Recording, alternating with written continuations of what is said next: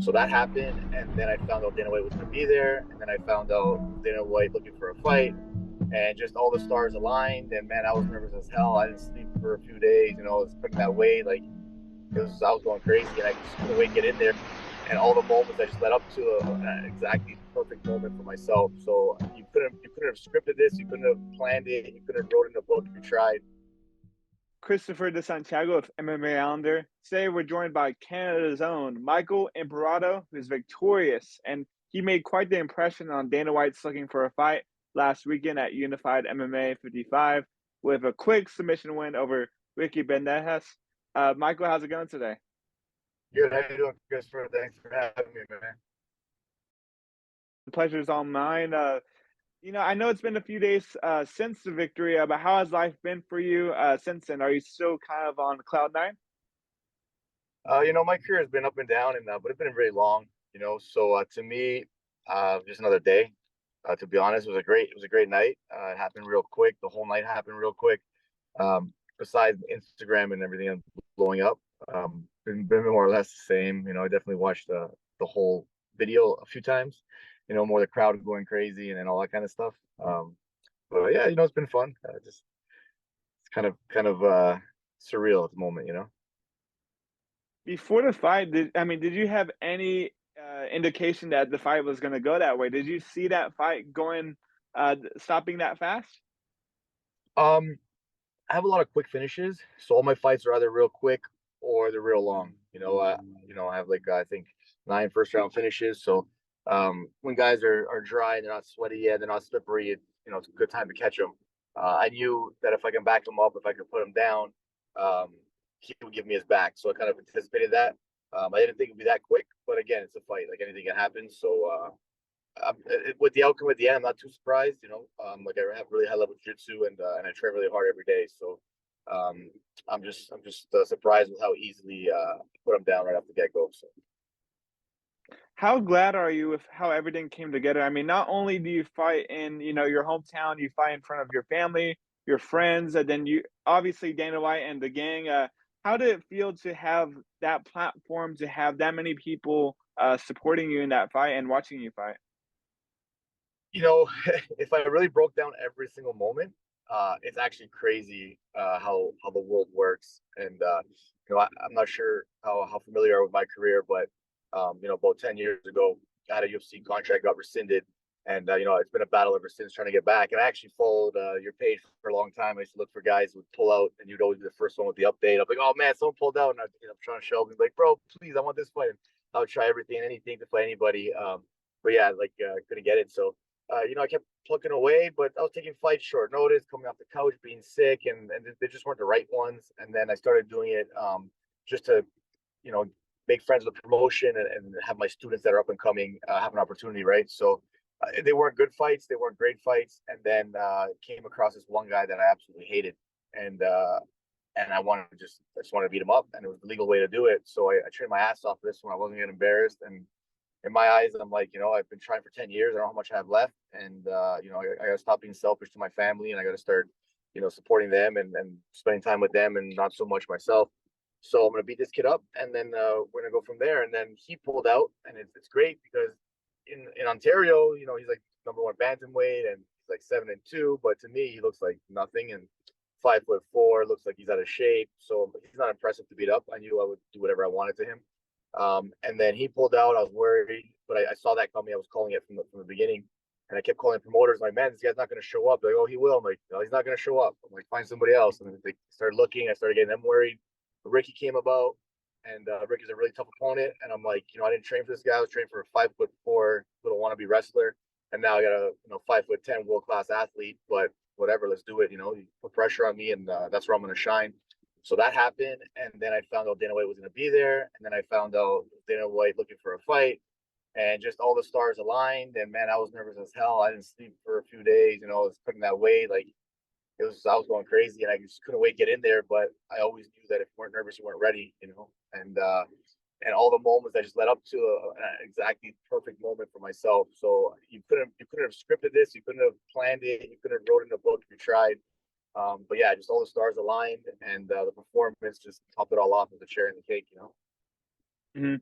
I noticed that you posted the fight on your story of it. I looked through all of there just as a refresher.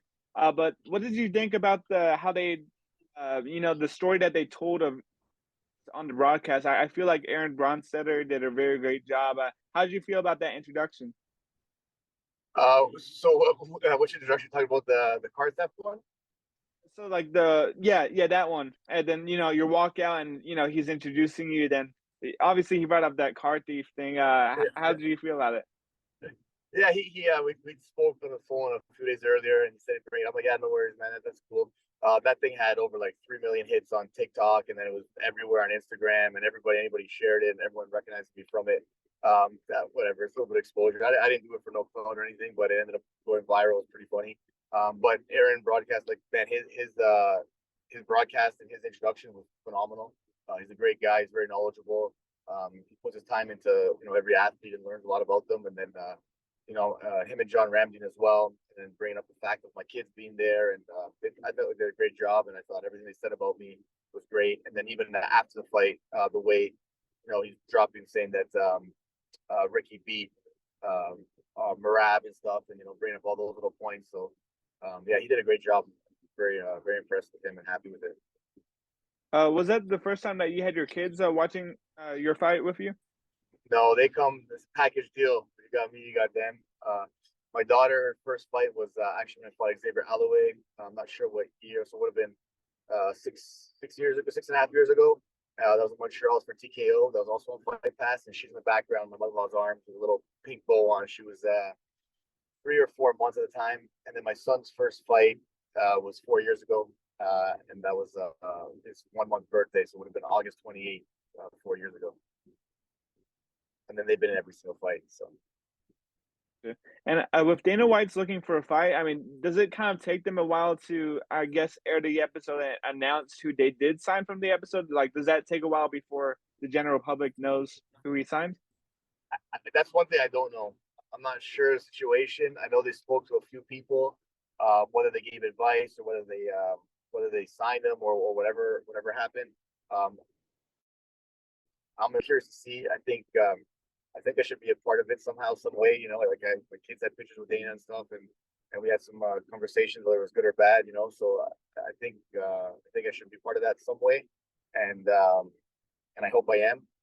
So I can't wait for that. But I have no news on when they're going to release it. Like I try to search on older episodes, and then I try to like when the fight is. So I'm hoping it happens sooner than later, but I have a feeling it's going to be a few months. Uh, there's a lot of Canadian talent on your card alongside yourself that did put on a show for the fans at Unified MMA 55. Besides yourself, is there anybody else that you think deserves a contract for their performance? There's a lot of great athletes. The way I see it, if you look at me, maybe a little bit older for sure, but I have a lot of skill, I'm not damaged. I haven't taken damage in the gym. I'm still fresh. The number's high, but my body's like a 20-year-old still. Um, Everybody else, they're younger, they're up and coming, they're exciting. But if you look at the talent, if you look at who they're matched up with, I'm the only one who never signed a 3-fight deal. Another older guy, Pat Pillick, he looked great in striking. And when I look at him, he's been with Unified for a while, and he has 9 TKOs. She has 9 finishes. So that guy, that speaks for itself. That deserves it right there, right? Nothing you say about that. But everybody else, you can kind of see like the mismatches, and like you look at them and they're close in odds. Man, Ricky was a minus 900 favorite at one point. So you have this old man come in minus 900 in the opposite direction, and he puts on a phenomenal performance with beautiful back take. That he's fought other high level guys, and they couldn't do that to him at all. I may look like just another role in the gym, or I was demonstrating technique for somebody. So if you compare myself to them, I put myself a little bit higher on a pedestal. I think everyone else needs a little bit more work. I think they need a little bit more challenge. They have to go through a little bit more adversity. I think, but the title fight was Mateo Vogel. He's very talented, but I believe he also fought on Dana White Contender Series already. So I don't know how they feel about bringing him back. And then he ended up winning. So I don't know how that looks for his opponent. So I think I don't really think Dana came there for any of the guys that he spoke with. I think he came there for other people. I know there was a Russian that was supposed to be on the card that UFC was going to pay for, and then he couldn't get his visa. So I believe that they were coming for him, and then I don't know who would have impressed him. But I know in the future these guys keep doing what they're doing, they'll be all right. But they need to be tested a little bit still. I noticed on SureDog and Tempology, I couldn't find your age. It doesn't have your age. How old are you? We're gonna tell everyone I'm 20, but I'm 34, man. I'm getting up there. The numbers increasing. At 34 years old, I mean, what would a second chance in the UFC mean for you at this stage of your career? That's a dream that you've been chasing for a long time. So, what would that mean for you to get a second chance in the promotion? If I got to fight there once, I would make the best of it. I would want it to be, I guess, the highest level opponent they can possibly give me, and I just want to show the world where I stand. Because when you when you tell people you're a fighter and they ask where, and you say anything but the UFC, in their eyes, not that they're fight fans and they're knowledgeable, but you're nobody. And then all of a sudden you're in the UFC and you're somebody. I had one cousin that he played soccer in Italy. He played for AC Milan juniors, and then he played for Serie B. My cousin played in the NHL. So these guys all played they played the highest level, but they got to perform in front of the world. And I made it to the highest level, and I couldn't perform, and that eats at me every day. One thing was to show my kids never to quit, no matter what. Just keep digging, keep grinding, and your opportunities gonna come. So I never really believed in second chances. I know a lot of people do, and I started doubting myself, but I kept grinding, and then and hopefully I get it, so I can teach them that second chances exist. I can teach other people that exist, so don't quit on your dreams. So it's more for that. But if I do get there, and if I can stay there for a bit, which I believe I can, um, I want to fight top five guys right away. I want to be where I should have been. Because 10 years ago I was supposed to fight Aljamain Sterling, and he ended up being their champ, right? So I deserve a similar situation, and I know I have that skill set, and I have the exact same training experience that he does. So if we can do it again, or we can do that one, or you give me any top five guy, I'll work my way up. But give me a few, and I want to bang them all real quick. I don't want 6 months, year one gaps. I want to go week after week, month after month, whatever it is. Let's just keep doing it until I can't go no more. On your Instagram story, I noticed that you posted a quote, and it says, "Everyone wants to skip the everyone wants to skip the struggle, not knowing that's where a character is built." Can you tell me what that quote means to you? Yeah. So everybody just thinks everything's handed to them, and just there's no struggle, but that makes you like whether it's a grappling tournament. I had a lot of grappling matches before I fought. Like I never fought amateur, I only fought pro. So a lot of people ask, and I'm like, oh yeah, never. I don't believe in the amateur. I did amateur other places, and grappling was one of them. So you win, you lose. You face adversity. You're losing, you come back, you win, and a similar interview my coach did, and he said all these things, and lots of struggle, man. There's lots to build a character and to build you. And in my life, if I can throw all the struggle away, for sure I would. But then I wouldn't be the same guy I am today. So when I read that quote, it was a good one, and I just shared it with everybody and let everyone know that the struggle's real, the struggle's there. But when the struggle's gone, it's going to pay off, and it's just a part of the process. So I like the quote, and I just shared it with everyone. Sorry.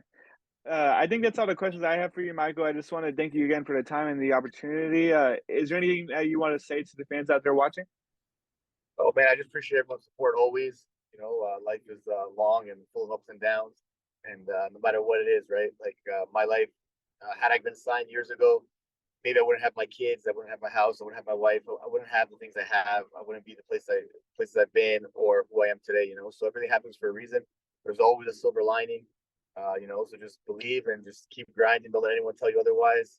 And again, I just thank everyone for the support. I think the journey is going to continue for a little bit, and anyone who wants to jump on the bandwagon, I would appreciate it. Anyone who hates it and wants to watch it fall apart, by all means, good luck.